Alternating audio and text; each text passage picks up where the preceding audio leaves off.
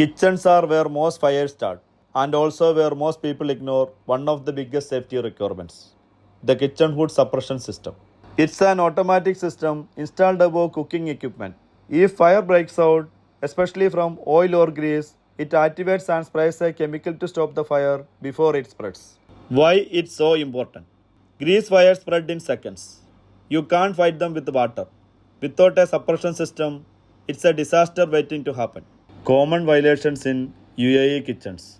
No suppression system installed, system disconnected or out of service, greasy clogged nozzles, no recent servicing, exhaust duct not clean. These are real violations and they can shut your kitchen down during a civil defense inspection. What the UAE Fire Code records: a licensed hood suppression system approved by civil defense, regular cleaning and inspection, integration with the kitchen exhaust duct, clear tag showing last service date, tested nozzles and chemical tank pressure. Grease buildup in exhaust ducts is a fire magnet. The UAE code also requires regular duct cleaning. Ask your AMC for a cleaning schedule.